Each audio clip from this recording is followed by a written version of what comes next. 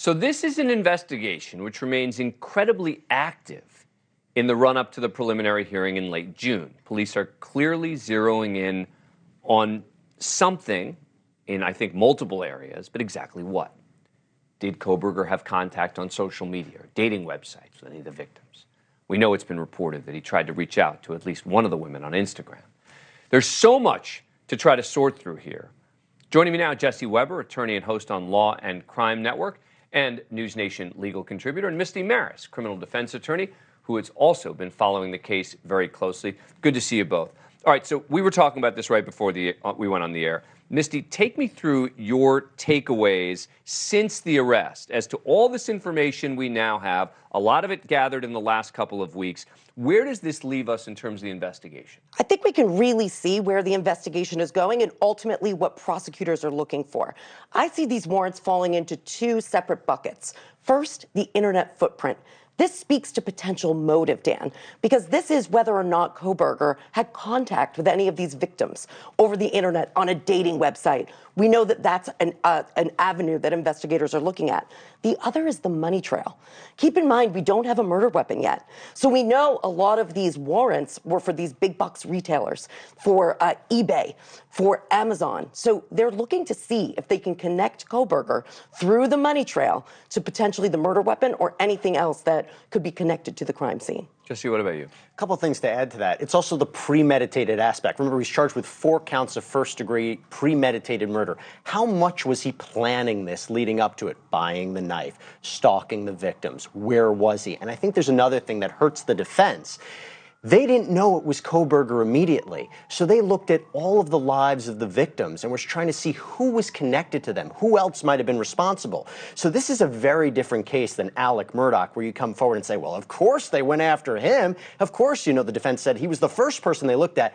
Not the case here. They were trying to look at anybody that might be connected to these 4 victims before eyeing their sights on Kohberger. And why do you think they're still redacting so much information in these warrants? So the warrant, the standard is good cause. And oftentimes if the state thinks that it could potentially taint the investigation, taint the jury pool, they'll say, hey, we need to keep this out of the public eye, especially when you have a case like this, where the interest, the media, it's so involved in the case. So I think that that's why we're not getting all of the information in the public sphere. Again, it's to preserve that investigation. And Jesse, from what we're not seeing, what is the stuff you most want to see? Have they found where the murder weapon is or where it might be, right? And I think also it's the why. It's the why about what was his connection to them. How does a complete stranger come out of nowhere and target these 4 individuals? And I think whether or not they knew about him beforehand becomes a critical issue. And the cover-up, right? So there's certain things. We talked about the clothing. You know, what exactly was he wearing? We know that the surviving victim in that house said that he was wearing dark clothes, was wearing a black mask. Have we positively identified where that clothing is? Does he have DNA from the victims on any of those pieces that were found in his parents' house or even in his house in Pullman, Washington? That becomes a critical issue. So what do you think the prosecutors are sort of doing right now? I mean, do they still view prosecutors and investigators as this point in the case is still critical? Because remember, when he was first arrested, with all this evidence, right? The cell phone evidence, the timeline, the videos, matching it all up together. How critical do you think this point in the investigation is? This is incredibly critical because all of that evidence is really circumstantial. When it comes down to it, a defense attorney is going to be able to undercut a lot of those puzzle pieces that together paint the picture. But individually, there's going to be significant defenses. Here, they need to really link Kohberger to the crime scene, to the victims.